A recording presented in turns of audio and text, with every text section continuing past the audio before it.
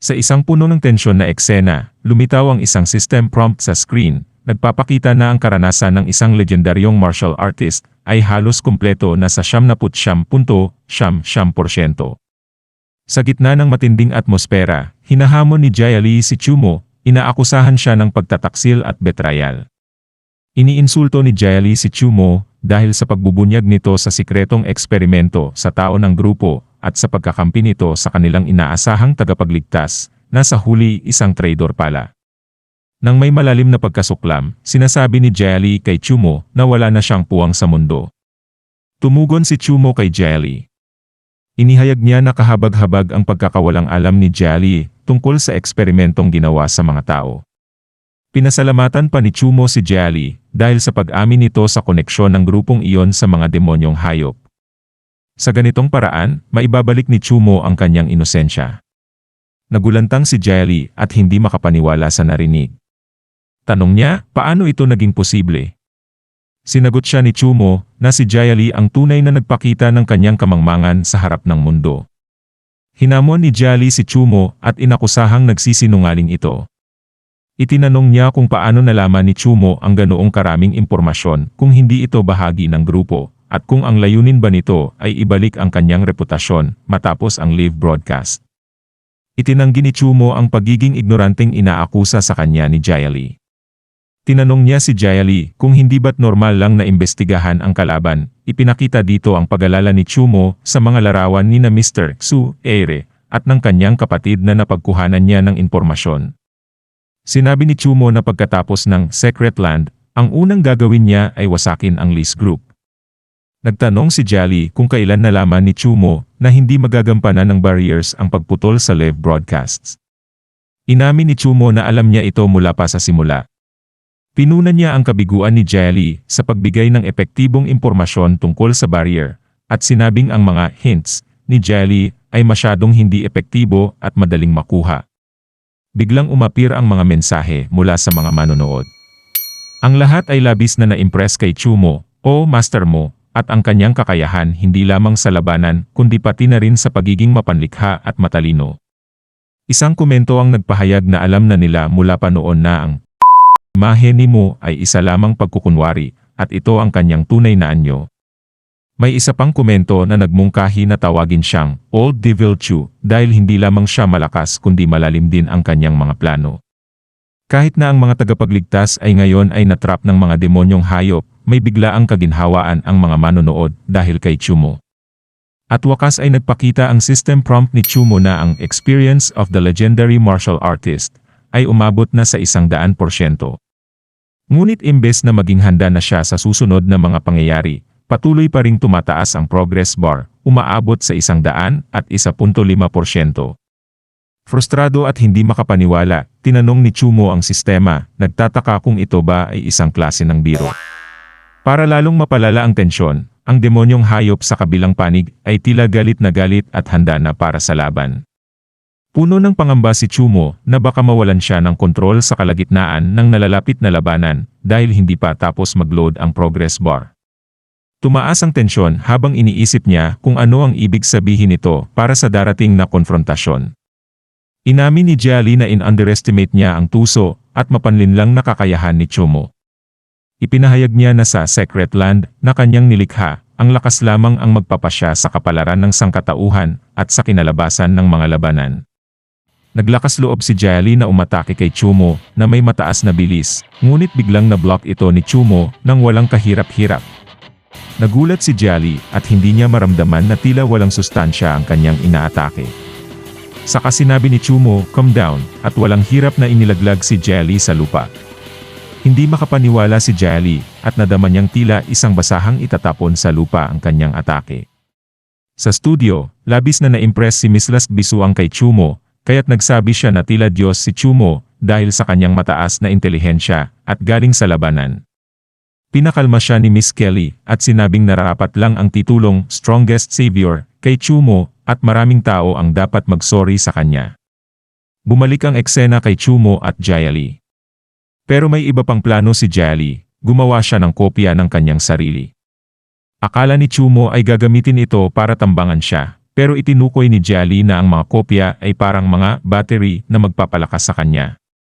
Sa pagkilala kay Chumo, gagamitin ni Jialee ang kanyang pinakamalakas na kapangyarihan para talunin siya. Sa eksena na ito, sina Yutong, Ye Qianyan, at Jing Shan ay abala sa pag-atake sa isang mahigpit na barrier upang mailigtas si Chumo. Frustrado, sinasabi ni Yutong na napakalakas ng barrier.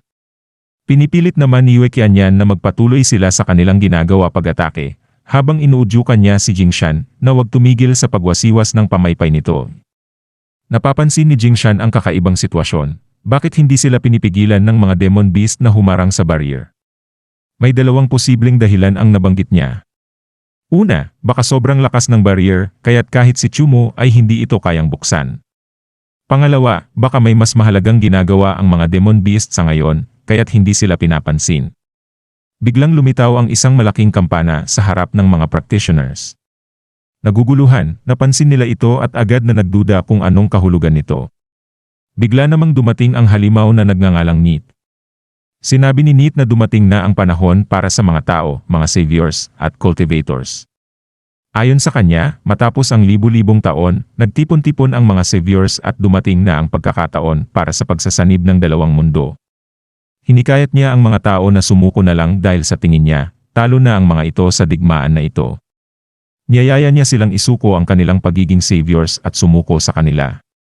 Sa ganitong paraan, magpapatuloy ang kanilang buhay na nasa ilalim ng mga demon beasts. Naguluhan ng mga practitioner sa mensahe ni Neat. Pinapansin nila na iba si Neat kumpara sa ibang demon beasts, at napansin din nila na tumigil ang mga kalapit na demon beasts. Nagtatanong sila kung posible bang magkaroon ng tigil putukan o truce. Tumugon ang Young Master ng Taixuanmen sa alok ni Neat na sumuko na lang sa kanila. Mariing sinabi ng Young Master na hindi sila susuko at hindi dapat paniwalaan ang sinasabi ng Demon Beast.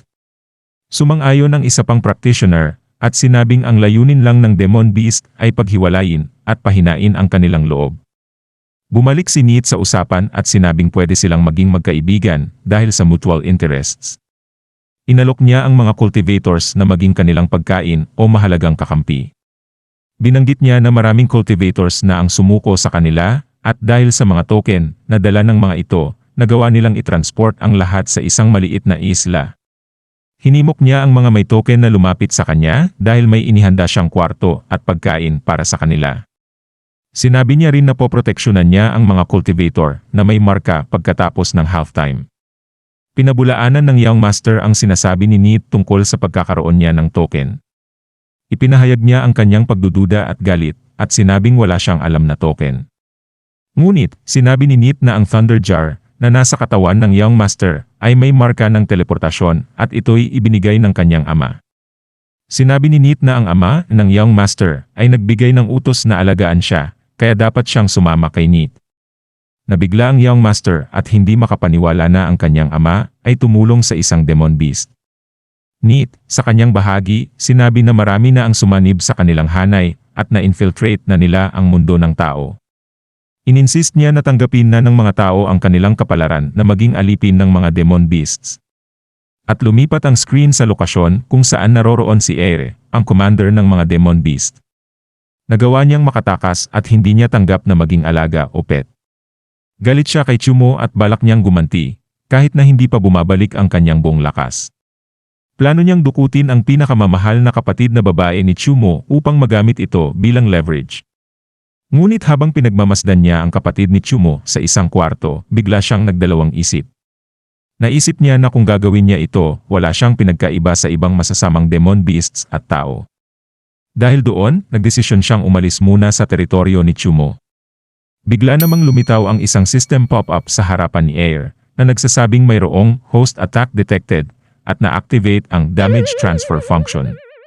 At makikita na naman si Eren na nahandusay at galit na galit kay Chumo. Sa eksena, binatikos ni Jialee si Chumo dahil sa kanyang pag-iwas. Tinanong niya kung hanggang doon na lamang ba ang kakayahan ni Chumo. Sinagot ito ni Chumo sa pamamagitan ng isang biglaang atake na tumama kay Jialee sa baba na nagresulta sa pagkabasag nito. Ngunit habang nasa ere, naglunsad din si Jia-Li ng isang atake, ang malaking energy ball na tumama kay Chumo at nagdulot ng malakas na pagsabog. Napansin ni Jia-Li na seryosong nasaktan si Chumo, habang siya ay may kakayahan na makabawi agad mula sa anumang pinsala dahil sa kanyang anima power.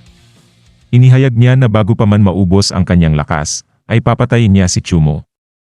Tinukoy ni Chumo na hindi ito isang patas na laban, at sa puntong ito, nag-pop up ang isang system hint sa harapan ni Chumo na nagsasaad ng host attack detected at na-activate ang damage transfer function at on na nga ang nangyari kay Eri kanina.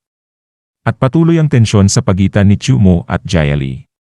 Ipinakita ni Jia-Li ang mga dot ng liwanag sa kanyang mga kamay na kumakatawan sa bilang ng mga cultivators na sumuko sa kanilang mga demon beast. Ipinahayag niya kay Chumo na ito na ang huling pagkakataon para sumuko, kung hindi mamamatay siya. Sumagot si Chumo na hindi niya kailanman tatanggapin ang alok dahil ang pinakaayaw niya ay ang tumanggap ng limos. Samantalang ito ay nangyayari, sa iba pang lugar, pinag-uusapan ng mga cultivators ang posibilidad ng pagsuko. Ang ilan ay hindi na nais pang lumaban, ngunit alam nila na ang pagsuko ay magiging pagtataksil sa kanilang lahi at sa mundo. Pinapakita rin si Neat na nagpapakita ng pag-aalala dahil malapit nang matapos ang halftime at kailangan na nilang magdesisyon. Sa huli, muling nagpakita si Neat at nagsabing kung hindi sila susuko, mamamatay sila at ang kanilang mga sektor ay ituturing na kaaway. Ang Young Master, na kilala rin bilang ang Young Master ng Taixuan Sect, ay nagpahayag ng kanyang desisyon na hindi sumuko, kahit pa ito ay magdulot ng kapahamakan sa kanyang ama at sektor. Ang Batang Master ay nagdesisyon na gamitin ang kanyang Thunder Jar, na nagdulot ng malaking pagsabog. Sa kabila nito, biglaang lumitaw ang malaking kamay ni Neat sa likuran ng Batang Master. Walang awa, sinampal pababa ni Neat ang Batang Master, at ipinakita ang kanyang kapangyarihan. Samantalang ang mga cultivator ay naging labis na nabahala. Nagsalita sila tungkol sa imposibilidad ng paglaban sa demonyong si Neat, lalo na pagkatapos nitong kayanin ang malakas na attack mula sa Batang Master na walang anumang pinsala. Pagkatapos ng halftime, nagsalita si Neat na handa na siyang gawing pagkain ang mga cultivator na nagdagdag pa sa kanilang pangamba at tensyon. Biglang nagpalit ang eksena patungo kay Chumo. May lumitaw na notifikasyon sa harapan niya na nagpapakita ng kanyang progreso sa martial arts na umabot sa 150%. Nakakuha siya ng bagong skill na Flow Hulilaw na may kakayahang pataasin ang kanyang combat power ng 3 beses sa karaniwan at makadagdag ng 10 beses sa kapangyarihan kung aktibong gagamitin na magtatagal ng 10 segundo. Sa eksenang ito pinapakita sa ika-184 na taon ng Taiping Calendar, nag-alsa ang alipin na alien species. Sinamantala ito ng naghihingalong dinastya upang hatiin ang kaharian. Naganap ang digmaan sa pagitan ng mga Panginoong may lupa at nadamay ang lahat ng nilalang sa karahasan at pagkawasak. Nagtapos sa kaguluhan ang cultivators at sila ay nagsiguro na masil ang lahat ng mga sinaunang masasamang species. Sa puntong ito, isinilang ang Daluoshan, ang banal na kaharian sa GA Earth kung saan ang politika at relihiyon ay nagkakaisa. Pinamunuan ito ng 8 malalaking sekta ng cultivation, kasama na ang Tai, Firehouse, at Donghua Tianmen, upang maghatid ng katahimikan at kaayusan. Ito ang kasaysayan na kanilang isinulat, na nagbigay daan sa kapayapaan para sa nagdurusang sambayanan. At sa isang biglaang pag-uusap sa pagitan ng 2 tao, binanggit ng isa na ang regular na bayad para sa buwang ito ay 50 anima coins at utos niyang itago ito. Tumugon ang kausap niya na nais niyang mag-resign. Tinanong siya kung seryoso ba siya, lalo na't maganda ang kita at ligtas ang trabaho. Paliwanag ng isa, pagod na siya at nakaipon na ng sapat na pera sa nakaraang mga taon. Plano niyang umuwi at magbukas ng maliit na tindahan. Pumayag ang kanyang amo at sinabing isang huling task na lang at pwede na siyang umalis. Sa eksena, inilahad ng isang porter na 5 taon na siyang nagtatrabaho sa ganitong uri ng trabaho. 5 taon na rin mula nang lumitaw ang mga demon beasts, mga nakakatakot na halimaw mula sa ibang mundo. Ang Daluotian ay nagtatayo ng isang lihim na lugar bilang paghahanda sa digmaan, at ang mga bilanggong gumawa ng malalang krimen ay itinatalaga bilang mga sakripisyo dito. May kakaibang detalye sa mga itinalagang sakripisyo, kabilang sa kanila ang mga lalaki, babae, matatanda, at mga bata na mukhang ordinaryong tao mula sa isang nayon. Kasama rin sa kanila ang isang matandang may isang mata na nakakulong mag-isa sa isang karwahe. Nagtanong ang matanda sa porter kung hindi ba siya naku-curious tungkol sa kanilang kwento. Ayon sa porter, hindi siya maaaring makipag-usap sa mga sakripisyo base sa mga alituntunin. Ngunit ipinaliwanag pa rin ng matanda na ang kanilang nayon ay matatagpuan sa isang liblib na kabundukan at hirap sila sa buhay. Noong lumitaw ang demon beast, marami ang namatay, kabilang na ang anak at apo ng matanda. Nais ng mga survivor na humingi ng proteksyon sa mga cultivators, pero hindi nila kayang magbayad ng buwis. Tumanggi ang porter na malaman pa ang detalye, at sinabing matulog na dahil kailangan nilang gumising ng maaga kinabukasan. Gayunpaman ipinaliwanag pa rin ng matandang may isang mata na upang labanan ang mga demon beasts, kailangan nilang umasa sa kanilang sarili. Hindi epektibo ang ordinaryong mga sandata, at wala silang talento para maging mga cultivator. Dahil doktor siya, naisipan niyang eksperimentuhan ang katawan ng isang patay na demon beast. Pumayag ang mga taga-nayon na magsagawa siya ng eksperimento sa kanila, sa pag-asang magkakaroon sila ng kapangyarihan. Peligroso ang eksperimento, may mga namatay, at may mga nagbago ang katawan na nauwi rin sa kamatayan. Aminado siyang wala pang tagumpay na naidulot ang kanyang mga eksperimento. Tinanong ng porter kung dahil ba sa eksperimento ay nawala ang kanyang mata. Sumagot ang matanda na dahil sa pag-aaral niya sa mga monster, itinuring silang lahat na mga makasalanan. Tumawag sa kanya ang mga tao na baliw at sinaktan siya sa mata ng isang taga-nayon, kaya't siya'y inihiwalay. Tinukoy ng porter na tunay ngang baliw ang matanda. Paano raw mag-aakala ang isang doktor mula sa liblib na lugar na magiging mas makapangyarihan ang ordinaryong tao kaysa sa mga cultivator? Sinabi ng matanda na alam niyang baliw ito, pero gusto nilang mabuhay at proteksyonan ang kanilang sarili, kahit walang talento. At dumating ang umaga, may isang bata na sumubok na atakehin ang isang tao, dahil gusto niyang ipagtanggol ang kanyang kapatid kahit na ang kanyang katawan ay nakakadena. Napalipad ang lalaking tinamaan ng atake ng bata. Nagulat ang mga tao at nagtanong kung ano ang nangyari. Hindi lamang pala namatay ng bata ang porter, kundi napasabog din nito ang isang bato. Biglang nagsalita ang matandang may isang mata na nasa loob ng karwahe, na masayang sinasabing nagtagumpay siya, ang bata ay ang spark o pag-asa para sa kinabukasan. Itinuring ng iba na muli na namang nabaliw ang matanda sa loob ng karwahe. Biglang may lalaking humarang na may hawak na espada at itinutok ito sa isa pang lalaki. Nagtanong ang una kung mayroon ba siyang paraan para makontak ang kanilang pinuno dahil nais niyang i-report ang kakaibang pangyayari kanina. Tinukoy ng kausap niya na baliw siya, at pinakawalan niya hindi lamang ang bata kundi pati na rin ang matandang may isang mata. Tinanong niya kung alam ba nito ang mangyayari sa kanya. Sumagot ang porter na baka nga siya'y baliw, o kaya'y baliw ang mundo.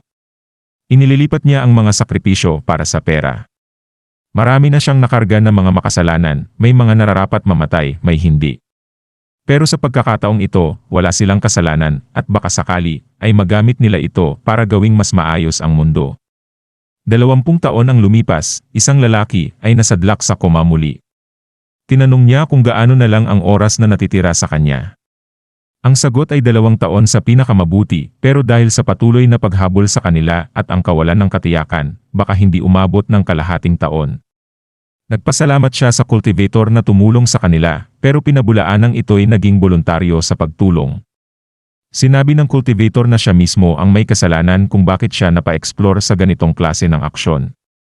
Muling sinabi ng lalaki na gusto niyang mabuhay at makita ang susunod na henerasyon ng mga body-refining cultivators na tatanggapin na ng daluotyan at hindi na ituturing na heretics. Sinang-ayunan ito ng cultivator na nangakong aalagaan ang mga anak pagkatapos ng kanyang kamatayan. Biglang tumunog ang alarma na kanilang itinakda, isang cultivator mula sa daluosyan ang darating. Hindi sila nagpanik dahil 5 beses na silang nakipaglaban sa ganitong sitwasyon dati. Ang isang maselang laban, nawalan sila ng lahat ng kanilang taga-suporta at mag-isa na lang sila ng kasamahang cultivator at ng mga bata. Ang lalaki ay nagkaroon ng ideya kung paano mapapalakas ang kanyang sarili sa pamamagitan ng pagpapalakas ng monster sa kanyang katawan, kahit ito'y magdulot ng pagkabaliw sa kanyang isipan sa maikling panahon.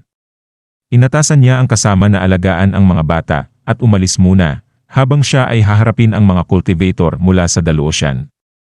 Sinabi ng kasamang cultivator na mamamatay siya, Pero ang lalaki ay nagpahayag na basta't matupad ang pangako na alagaan ang mga bata, ayos na siya.